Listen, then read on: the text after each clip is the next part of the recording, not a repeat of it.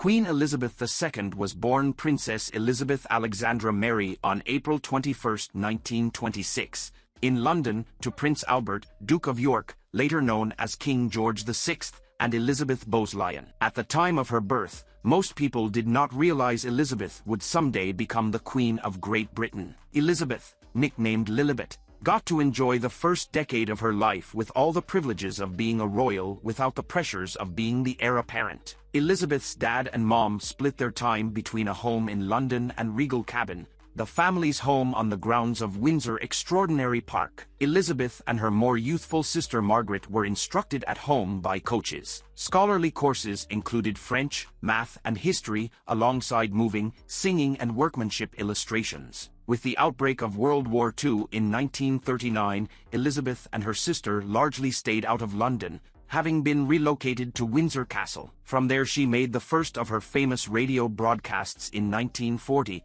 with this particular speech reassuring the children of Britain who had been evacuated from their homes and families. The 14-year-old princess, showing her calm and firm personality, told them that in the end, all will be well, for God will care for us and give us victory and peace. Elizabeth before long began taking on other public obligations. Delegated colonel head of the Grenadier Gatekeepers by her dad, Elizabeth unveiled her most memorable appearance reviewing the soldiers in 1942. She additionally started to go with her folks on true visits inside England. In 1945, Elizabeth joined the Auxiliary Territorial Service to help in the war effort. She trained side by side with other British women to be an expert driver and mechanic. While her volunteer work only lasted a few months, it offered Elizabeth a glimpse into a different, non-royal world. She had another vivid experience outside of the monarchy when she and Margaret were allowed to mingle anonymously among the citizenry on Victory in Europe Day. At the point when Elizabeth's granddad George V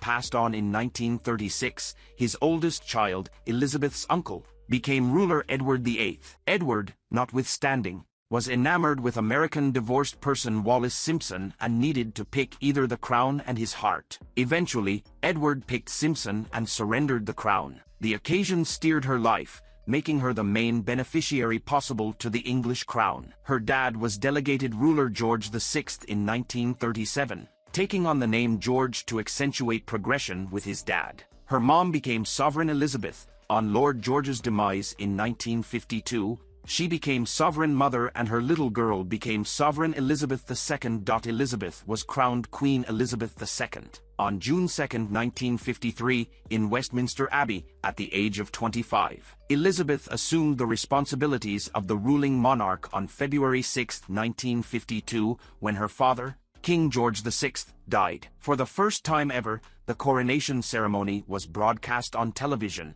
allowing people from across the globe to witness the pomp and spectacle of the event. Elizabeth married her distant cousin Philip Mountbatten, a surname adopted from his mother's side, on November 20, 1947, at London's Westminster Abbey. Elizabeth first met Philip, son of Prince Andrew of Greece, when she was only 13. She was smitten with him from the start. The two kept in touch over the years and eventually fell in love. They made a strange pair. Elizabeth was calm and saved while Philip was tumultuous and frank. Her dad, Lord George VI, was reluctant about the match on the grounds that, while Mountbatten had connections to both the Danish and Greek regal families, he didn't have incredible riches and was viewed as by some to have a harsh character. At the hour of their wedding, extraordinary England was all the while recuperating from the assaults of the Second Great War, and Elizabeth gathered dress coupons to get texture for her outfit. The family took on the name Windsor, a move moved by her mom and top state leader Winston Churchill, which caused pressure with her better half. In 1960, she turned around course, giving requests that her relatives who didn't convey regal titles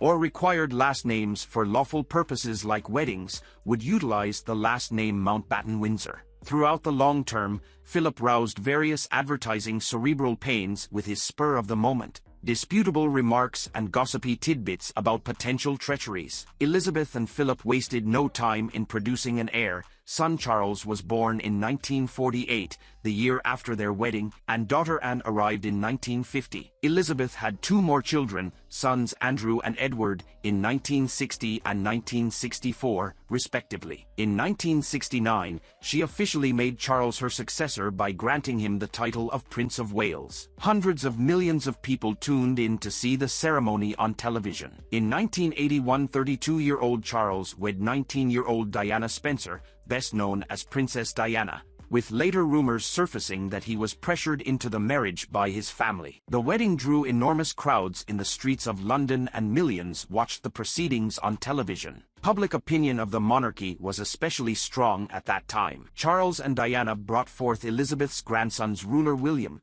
who was made Duke of Cambridge upon his own marriage in 2011, second in line to the lofty position in 1982, and Sovereign Harry in 1984. Elizabeth has arisen as a gave grandma to William and Harry. Sovereign William has said that she offered significant help and direction as he and Kate Middleton arranged their 2011 wedding. On July 22, 2013, Elizabeth's grandson William and his better half Catherine, the Duchess of Cambridge, invited their most memorable kid, George Alexander Louis, a replacement to the privileged position referred to formally as His Illustrious Height Ruler George of Cambridge. On May 2, 2015, William and Kate welcomed their second child, Princess Charlotte Elizabeth Diana, the Queen's fifth great-grandchild. On April 23, 2018, they followed with their third child, Prince Louis Arthur Charles. On May 6, 2019, Prince Harry, Duke of Sussex, and his wife, Meghan Markle,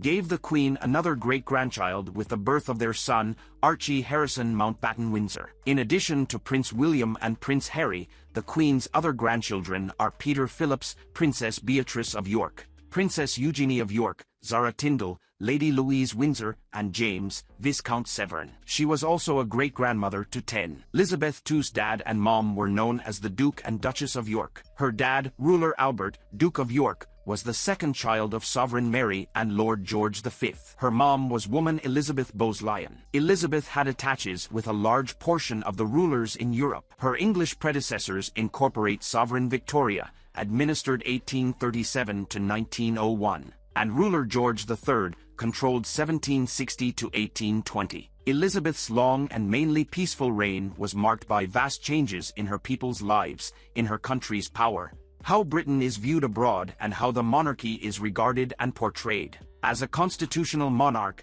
Elizabeth did not weigh in on political matters, nor did she reveal her political views. However, she confers regularly with her prime ministers. At the point when Elizabeth became sovereign, post-war England actually had a significant realm, territories, and conditions. Be that as it may, during the 1950s and 1960s, a significant number of these belongings accomplished freedom and the English domain developed into the ward of countries. Elizabeth II in this manner made visits to different nations as top of the Federation and a delegate of England, remembering a momentous outing to Germany for 1965. She turned into the primary English ruler to make a state visit there in over 50 years. During the 1970s and 1980s, Elizabeth kept on voyaging broadly. In 1973 she went to the province meeting in Ottawa, Canada, and in 1976 headed out to the US for the 200th commemoration festivity of America's freedom from England.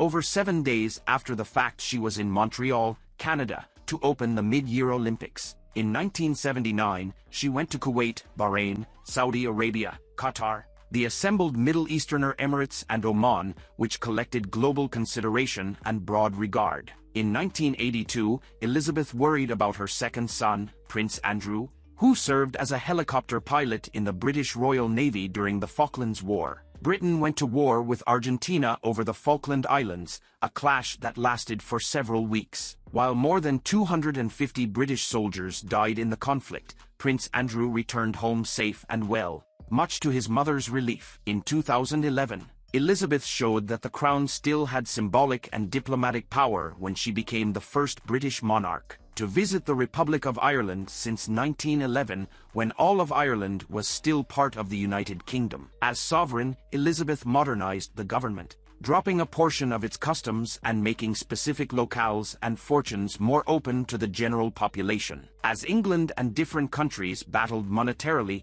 England nullified the common rundown in 2012, which was a public subsidizing arrangement of the government going back approximately 250 years. The regal family keeps on getting some administration support, however the sovereign cut back on spending. Regardless of a periodic call to move to one side for Charles, Elizabeth stayed immovable in her imperial commitments as she passed her 90th birthday celebration. She kept making in excess of 400 commitments each year, keeping up with her help of many magnanimous associations and projects. However, in late 2017 the monarchy took what was considered a major step toward transitioning to the next generation. On November 12, Charles handled the traditional Remembrance Sunday duty of placing a wreath at the Cenotaph War Memorial, as the Queen watched from a nearby balcony. In August 2019, Elizabeth made a rare intrusion into political matters when she agreed to a request by Prime Minister Boris Johnson to suspend Parliament until October 14, less than 3 weeks before Britain's planned departure from the European Union. Elizabeth had 15 state leaders set into power during her rule, with sovereign and PM having a week-after-week secret gathering. Elizabeth likewise met about a fourth of all the US presidents ever, most as of late getting Donald Trump for a state visit in June 2019. She enjoyed a father figure relationship with the iconic Winston Churchill and was later able to loosen up a bit and be somewhat informal with Labour leaders Harold Wilson and James Callaghan. In contrast, she and Margaret Thatcher had a very formal, distant relationship, with the PM tending to be a grating lecturer to the Queen on a variety of issues. Tony Blair saw certain concepts around the monarchy as somewhat outdated, though he did appreciate Elizabeth making a public statement after the death of Diana. Later, Conservative leader David Cameron, who is Elizabeth's fifth cousin removed, enjoyed a warm rapport with the Queen. He apologized in 2014 for revealing in a conversation that she was against the Scottish referendum to seek independence from Great Britain. Theresa May was portrayed as being quiet about Brexit plans to leave the European Association, with gossip circling that Elizabeth was irritated over not being educated about future leave techniques. Elizabeth worked vigorously to safeguard the picture of the government and to get ready for its future. However, she saw the government go under assault during her lifetime. The once respected establishment endured various tempests, including passing dangers against the imperial family. In 1979, Elizabeth experienced a huge individual misfortune when Master Mountbatten, her significant other's uncle, kicked the bucket in a fear-monger bombarding. Mountbatten and a few individuals from his family were on board his boat on August 27, off the west bank of Ireland, when the vessel detonated. He and 3 others, including one of his grandsons, were killed. The IRA, Irish Conservative Armed Force, which went against English rule in Northern Ireland,